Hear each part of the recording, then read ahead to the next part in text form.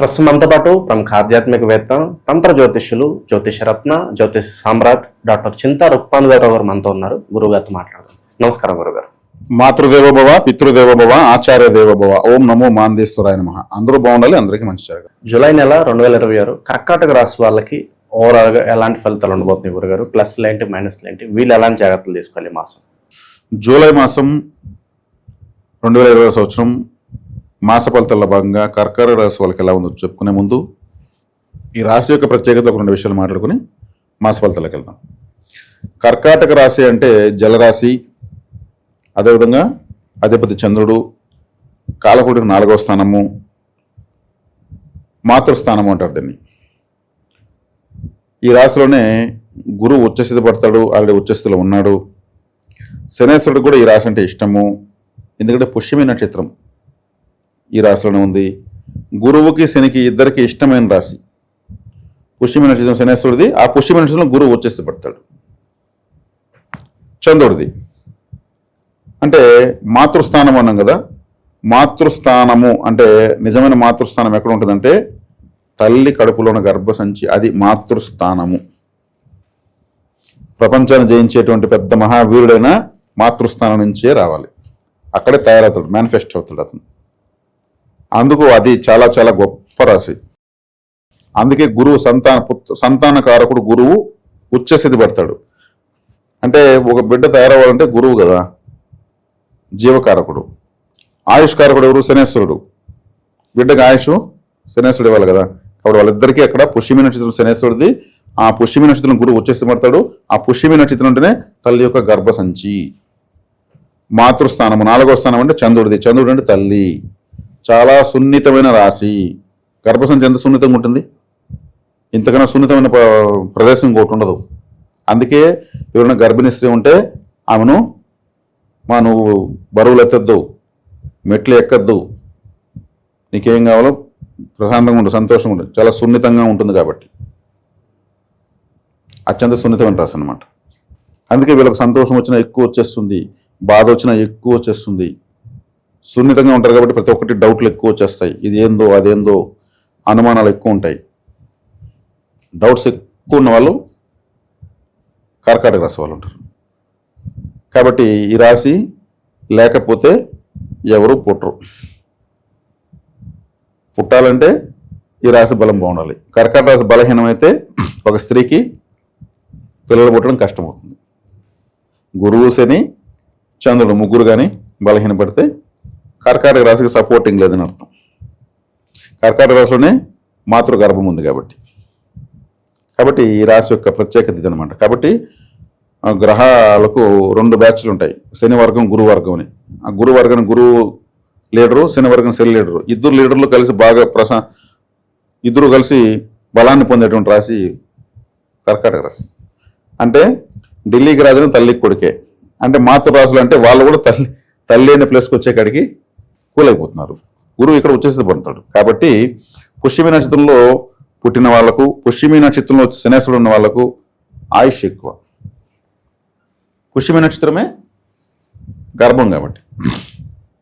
మహావిష్ణువు కూడా ఎన్నో జన్మలు ఎత్తుకుని మళ్ళీ వచ్చి తల్లిగడపలో పుడతా ఉంటాడు. ఆయన కూడా పుష్యమి నక్షత్రం యొక్క ప్రభావము కర్కాటక బలం ఉంటేనే. కాబట్టి ఇది పరిస్థితి. ఇక జూలై మాసము ఎలా ఉంది అని చూస్తే, జూలై మాసము ఈ రాశిలోనే గురువు ఉన్నాడు. ఈ రాశిలోకి 17వ తారీఖు రవి వస్తున్నాడు, ద్వితీయాధిపతి రవి.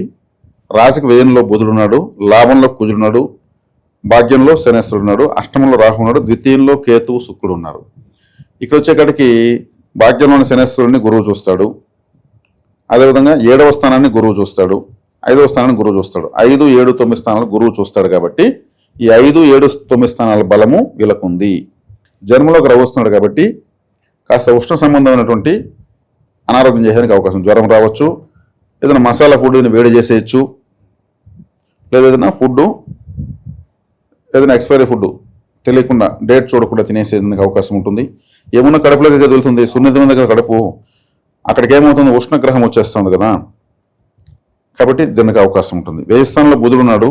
బుధుడు వ్యయస్థానంలో ఉన్నప్పుడు ఏమంటే వీళ్ళు పడుకునేటప్పుడు ఆలోచనలు ఉంటాయని ఎక్కువగా. ఓవర్ థింకింగ్ అవసరం లేకుండా ఆలోచనలు వస్తూ ఉంటాయి. అంతే చెప్తారు, నేను రాత్రి అంతా ఆలోచించి నాకు ఐడియా వచ్చిందంటారు, అంటే రాత్రి అంతా నేను నిద్రపోలేదని అర్థం. బుధుడు అంటే మ్యాథ్స్ టీచర్ ఆయన. బుధుడు వేస్థానంలో ఉంటే ఏమవుతుంది, వేస్థానంలో ఏ గ్రహం ఉంటే ఆ ప్రభావం నైట్ ఉంటుంది. కేతు వేస్థానంలో ఉంటే బెడ్రూమ్లో జపం చేసి పడుకోవాలనిపిస్తుంది వాళ్ళకు, మోక్షకారకుడు కాబట్టి. గురువు ఉంటే కూడా ఏదన్నా పూజ చేయాలనిపిస్తుంది, బెడ్రూమ్ పూజలాగా చూసుకోవాలనిపిస్తుంది. కుజుడు ఉంటే ఆడ గొడవలు వస్తాయి భార్యాభర్తలకు. శనేశ్వరుడు ఉంటే అసలు పడుకోవాలనిపించదు, నేను పోయి బయట పనుకుంటా, నేను మిద్దె మీద పనుకుంటా, నేను ఇంటి ముందర మంచం వేసుకుంటుంటారు, బెడ్రూమ్లో ఉంటారు వాళ్ళు. శనేశ్వరుడు అంటే బెడ్ కంఫర్ట్ ఇష్టపడ్డు. ఒకవేళ భార్య పైన పనుకున్నా కింద పనుకుంటారు, నాకెందుకు నిద్ర రాలేదు పైన అంటారు. లేదు, భార్యనే కింద పనుకుంటుంది, ఆమెకు శనేశ్వరుడు వేస్తూనే ఉంటాడు. చంద్రుడు ఉంటే అటు ఇటు దొలుతూనే ఉంటారు, మనసు కదా, స్థిరత్వం ఉండదు. ఇంకెవరిని వదిలేసాం మనము, రాహువుని శుక్రుడిని వదిలేము. రాహు ఉన్న శుక్రుడిని ఎక్సలెంట్గా నిద్రపడుతుంది, వాళ్ళిద్దరే కరెక్ట్. ఇప్పుడు బుధుడు ఉన్నాడు కాబట్టి వీళ్ళు లెక్కలేస్తూ ఉంటారు ఏం చేసుకోవాలనేసి. అది ఈ మాసం ఎక్కువగా ఉంటుంది. అదేవిధంగా వీళ్ళకు ఫైనాన్స్ పరంగా ఎలా ఉంటుంది సార్ వీళ్ళకి? ఫైనాన్షియల్ బాగుంటుంది. 5, 7, 9 స్థానాలు బలపడినాయి కదా, గురువు చూస్తున్నాడు చెప్పాడు కదా. 5, 7, 9 బాగున్నాయి అంటే లక్ష్మీ స్థానాలు బలపడ్డాయి గురువు చూపు వల్ల. గురువు జన్మంలో ఉన్నాడు, జన్మ నుండి గురువు రిజల్ట్ ఇవ్వడు, కానీ తను చూస్తున్న స్థానాలు బలపడుతున్నాయి కదా. కాబట్టి పిల్లలకు బాగుంది, తన భర్తకు బాగుంది. తర్వాత 9వ స్థానం అంటే దైవబలం ఉంది అని అర్థం. అంటే వీళ్ళు ఇంతకుముందు చేసుకున్న పూజాఫలం ఇప్పుడు లభిస్తూ ఉంది అని అర్థం. ఇంట్లో ఏమన్నా చికాకులు కాస్త మనస్పర్ధలు ఏమన్నా ఉంటే తొలగిపోయే అవకాశం ఉంటుంది? తొలగిపోతాయండి.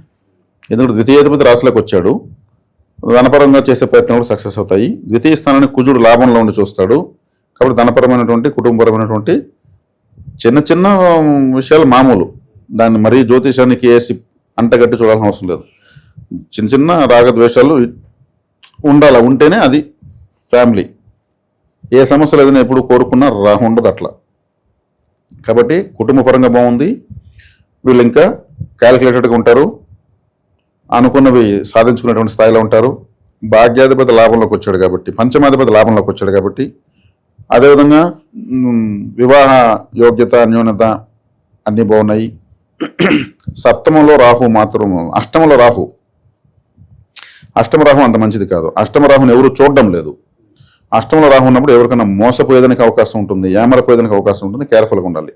కాబట్టి మీ దగ్గర అమౌంట్ ఉందంటే ఉందని చెప్పకూడదు, ఉండకుండా ఉన్నప్పుడు ఎలా ఉంటారో అలాగే ఉండిపోవాలి. ఉందిని మాట చెప్తే కూడా అడగాల్సి వస్తుంది అవతల వాళ్ళకి. ఏదైనా సమస్య ఉంటే అడగచ్చు, లేదంటే వాళ్ళు టార్గెట్ చేసుకుని డబ్బులు పెడుకున్నారు.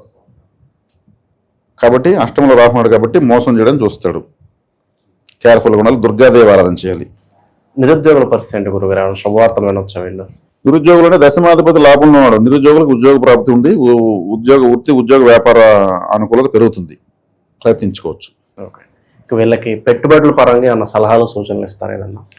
పెట్టుబడి తీసుకుంటే 6వ ఇంటి వాడు గురువు లగ్నంలో వచ్చేసి పెట్టాడు కాబట్టి వీళ్ళు లోన్స్ ట్రై చేయొచ్చు. లోన్స్ ట్రై చేస్తే అవుతాయి. అంటే ఎక్కడైనా అంటే సొంత పెట్టుబడి పెడితే బాధ్యత కన్నా లోన్ తీసుకుని పెడితే బాధ్యత ఎక్కువ ఉంటుంది.